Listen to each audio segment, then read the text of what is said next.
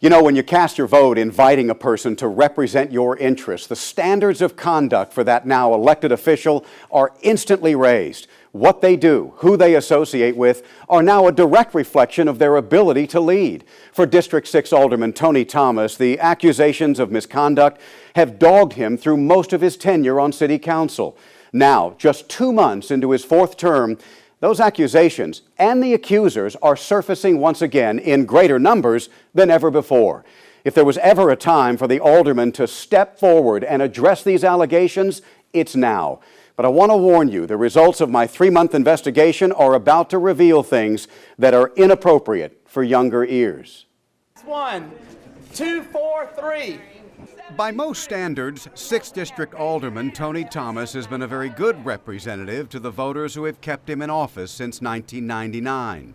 He can claim some credit for the completion of the Coffee Bluff Marina, a full-service skate park in his South Side district, and a number of other smaller projects constituents urge the alderman to support.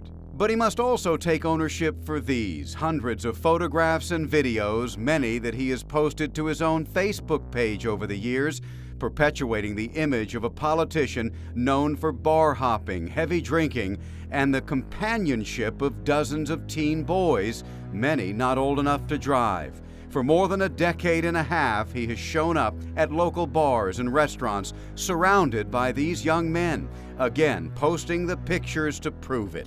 Thomas has documented for the world to see more than a dozen out-of-town trips, many on official city business, with some of these teens. Taxpayer-financed conferences where other aldermen tell us he shared hotel rooms with these boys and young men. Everybody was looking around saying, what's he bringing this kid with him for? And, you know, it was at the end of the conference, the majority of people on City Council went to Michael Brown and said, look, tell him, you know, he can't bring young boys to these functions with him anymore. Former Alderman Ellis Cook is recalling a League of Cities meeting Thomas attended in December of 2003. While every other alderman flew to Nashville, Thomas drove his own vehicle accompanied by this man, Josh Flowers, just 18 at the time. Flowers says the alderman hired him to help with his first campaign for re-election. During that Nashville trip and any other time the two were together, Flowers says he never had to ask for a refill when it came to alcohol. There was a lot of drugs involved too, as far as Tony goes. There was a lot of cocaine. Tony providing that cocaine? Yes. Flowers says despite Thomas's advances during that conference, nothing sexual happened. But on 2 separate occasions back in Savannah, each after a night of heavy drinking and cocaine use, Flowers says Thomas didn't ask. There's 2 separate times where I woke up to him performing sex on me. And the first time I thought I made it very clear, you know, I'm not homosexual. This is not, you know, my cup of tea, so to speak. But the second time it became very clear that he was shooting for something more so. Flowers says he thought his relationship with Thomas was as simple as employee-employer. But the paychecks that he was getting for the first few months were replaced with something he wanted more. Eventually it ended up going from being paid in cash, working for him, to being paid with drugs and alcohol, which was my vice at the time. And hindsight being what it is, I realized that was his way of getting a hold of me. Yeah. In the meantime, Thomas continued to represent the city at events and conferences throughout the country, often with a young man or 2 at his side. These photos are from a League of Cities trip to Washington, D.C. in March of 2007. The young man here also accompanied Thomas to San Antonio, Texas for another League of Cities trip, this one in November of 2009, and again to the Florida Keys in 2010. After hearing these allegations, not only from Josh Flowers, but from no fewer than 3 other alleged victims, I wanted to make sure that I got Tony Thomas's response. The alderman has refused to talk to me about other issues in the past. However, this time he seemed eager, and I caught up with him at the last city council meeting. They're accusing you of child sexual assault. They're accusing you of providing alcohol to a minor. Yes. They're accusing you of providing cocaine during Yes. party situations. Give me a response, because this is pretty serious stuff. Well, you got to have evidence. Yeah. In today's world, you have to have evidence. So Yeah. I would suggest that they go and get that evidence. But you're denying that there was any of this that ever took place. Absolutely. One organization that isn't buying it is also one that supported the alderman's political career for years. Georgia Equality is the state's largest gay rights organization. Kevin Clark, its former senior board member. For the reputation of Georgia Equality, he says, they not only pulled that support this last election, they want justice for Savannah. Truth has a way of always, ultimately, winning. Sometimes it takes many years, sometimes decades. But the truth finds a way to bubble up, and I will do whatever I need to do to make sure that Tony Thomas is arrested, prosecuted, and thrown in jail. And Clark says he wants that for people like Chris Hope. I met Tony when I was 14 years old. I was in 8th grade at Savannah Country Day School. Chris Hope says he too needed a summer job when Thomas struck up a conversation with him at a local movie theater. Took me to the mall. He bought me a pair of shoes, and we were in traffic, and he just said, why don't you need to give your daddy some sugar. And I was like, I'm sorry. Hope says he could have never imagined a simple peck on the cheek then would lead to what happened a few weeks later, when he says the alderman invited him to clean up at his house after a day of filthy yard work. Took my shower, drying off, went in, would get my clothes, put my clothes back on, and then I was forced to the bed, and he forced himself on me and started performing sex on me. He says months and months of sexual payback followed. Hope never knew when, where, or how Thomas would demand that so-called sugar from the then 15 and 16-year-old. Moving on from that experience has not been easy. It's ruined every relationship I've had.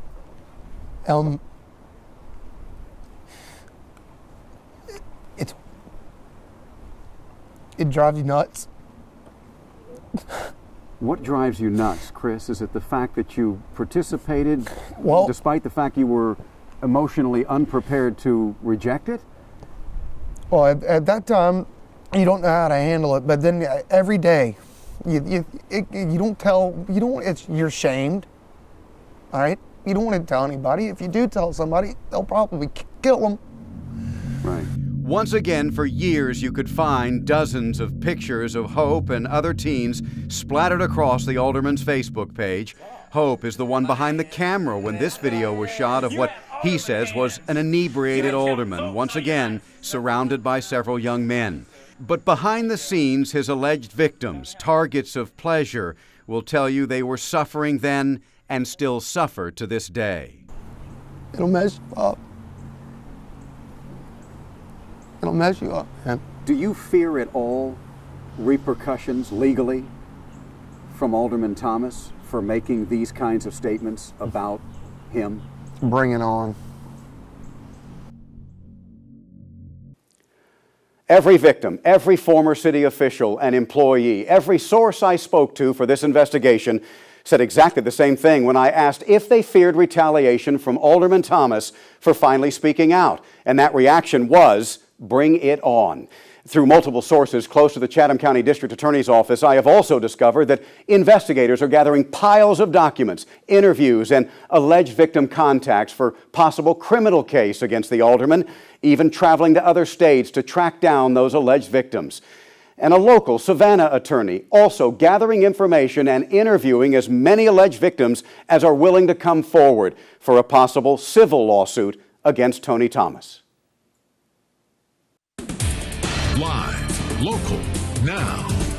This is the News at 6.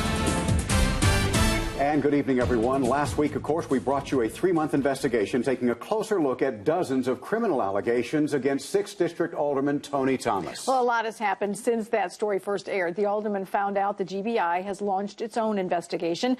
Thomas faced an ethics hearing and is currently facing another. And in 1 week, Tony Thomas will be sworn in by a judge to hear his reason for trying to silence one of his constituents he claims is harassing him. For 17 years now, Tony Thomas has been serving the constituents of Savannah's South Side. He has been a popular politician, and the voters gave him a fourth term in last November's election.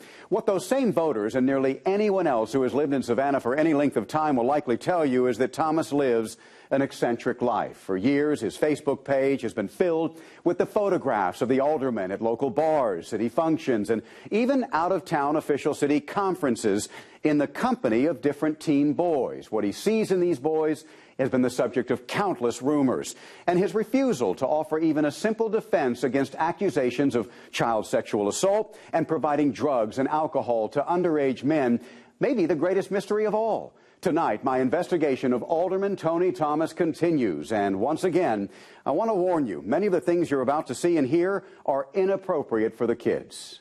Accusations about Alderman Thomas's extracurricular activities have been floating around since he first ran for city council in 1999. The hundreds of selfies and other photographs of the alderman partying with what appear to be teenage boys only fueled that fire. Then there are the photographs of the alderman on official city business, from California to Texas to Washington, D.C., again posing with teen boys he brought with him from Savannah, often pictures in hotel rooms. Everybody was looking around saying, what's he bringing this kid with him for?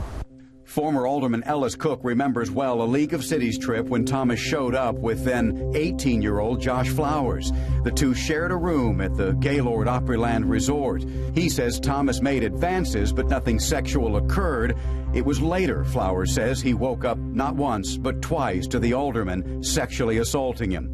Alderman Cook says he told the city manager at the time Thomas must stop bringing these boys to these city functions. It should be tried in a court of law. On the day Chatham County District Attorney Meg Heap announced her run for re-election, she also announced to her staff of prosecutors the 6th District Alderman was on her radar. Savannah's open wound of unanswered questions about Thomas's extracurricular activities needed closure once and for all.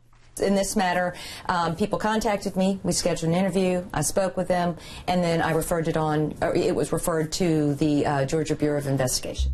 Heap and now the GBI have a pile of photographs, documents, videos, and alleged victims to surf through because Thomas continued to post on Facebook the pictures of dozens of young companions who shared official functions and out-of-town trips despite the warnings of some fellow aldermen for nearly a decade.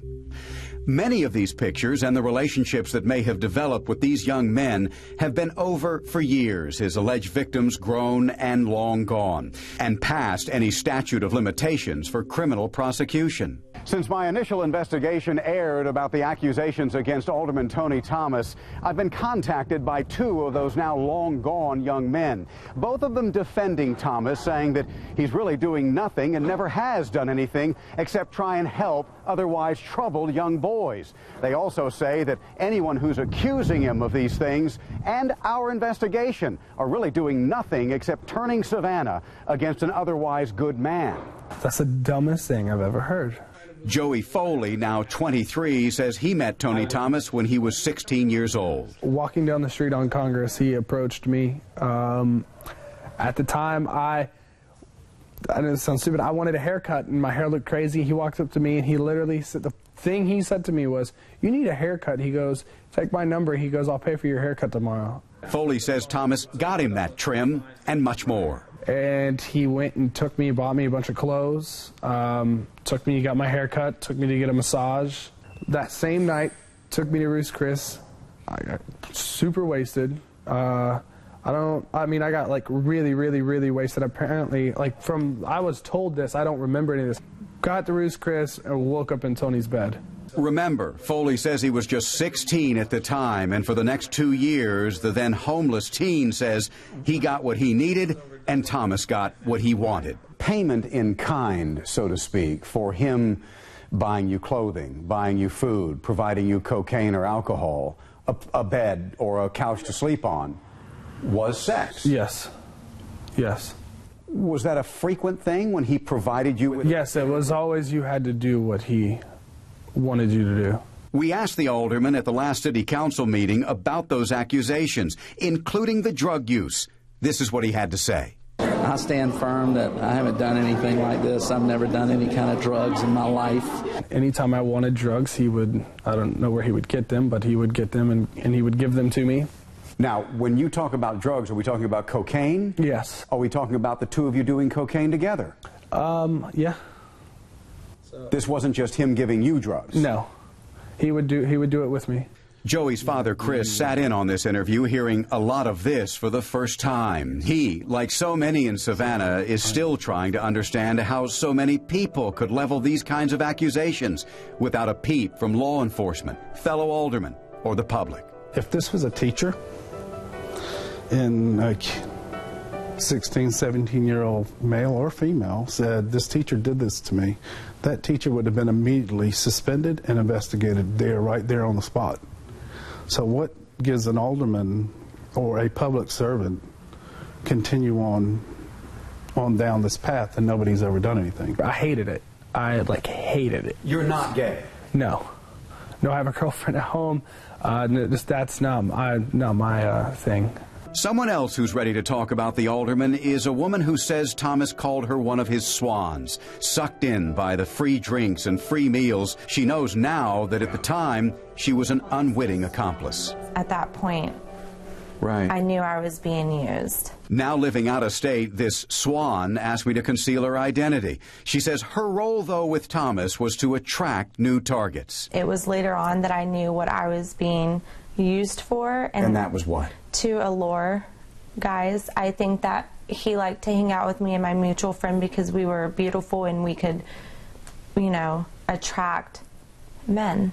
And she says the alderman had his surefire ways of getting those young men to acquiesce. He would buy a lot of drinks for these men and get them highly intoxicated to the point where these men wouldn't really know what they were doing, what they were committing to, what they were involved with. In the one time the alderman was willing to address these accusations with me, he began by demanding evidence and then tried to turn the spotlight in another direction. With all of these accusations that are swirling around right now, what are you looking at as a potential response to it? Because these folks are telling us they're not going away. Why would I tell you that when you've been working with these folks? Well, I'm working with WTOC. I'm working with WTOC independent of anyone who's leveling accusations against you. All I would say to you is that you better look very closely at the accusers before you come after me. Right. Okay?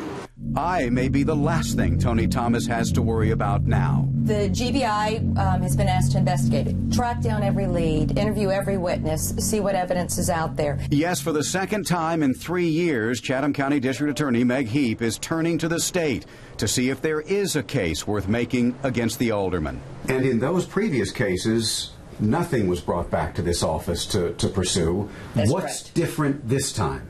The difference is that new information was brought to our attention. And more information is showing up all the time, including Joey Foley, the first alleged victim to step forward whose statute of limitations on sexual assault is years from running out. Whether the GBI can convince the DA that a grand jury needs to be convened could take weeks, even months. This is state investigators travel the country searching for others with stories to tell about Alderman Thomas. In the meantime, many of those who run with Savannah's movers and shakers tell me support for Tony Thomas is melting away. I think they're all going to abandon Tony and just say, you know, he's lying and, you know, we're not going to cover for you anymore. This is, you know, they've got you and we're not going to be involved in this, and we're just going to say, you know, you're on your own now. So I think they'll all abandon Tony Thomas.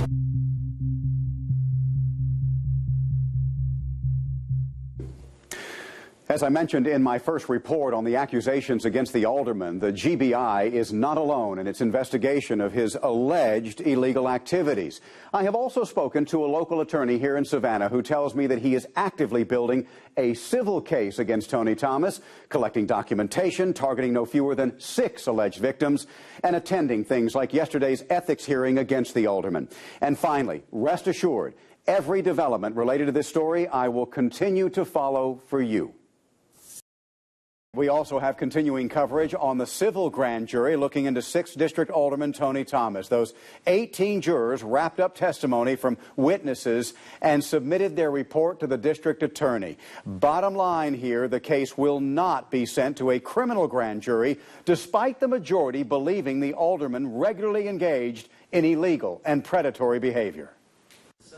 For nearly 5 days, the civil grand jury heard from dozens of witnesses, including alleged victims of sexual assault, their families, police officers, and others, watched videos, listened to audio recordings, and saw dozens of documents, and many of these photographs Thomas himself posted to his own social media account. 14 of the 18 jurors agreed that Mr. Thomas displayed a pattern of grooming young males to become sexual partners. All victims were from broken homes and/or had experienced traumatic events at an early age, leaving them vulnerable to predatory behavior. Those same 14 also concluded that testimony included a pattern of behavior by Mr. Tony Thomas that could be described as a person trying to obtain sexual contact with another person in a predatory manner, claiming the result of that activity was very damaging to the victims. We contacted the alderman by phone after the grand jury's report was released, and given that Mr. Thomas has already threatened to sue the station and this reporter on numerous occasions already, his reaction was expected.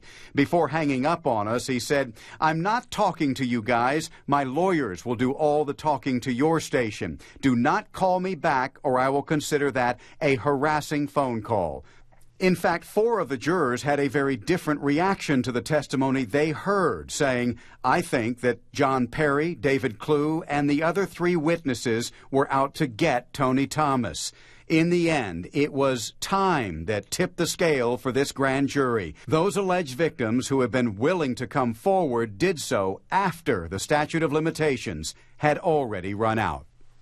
And while Alderman Tony Thomas is promising civil lawsuits against the media and others who made accusations against him, a local attorney has also been working on a civil lawsuit on behalf of the young men that the majority of those civil grand jurors say were the victims of Thomas's predatory behavior.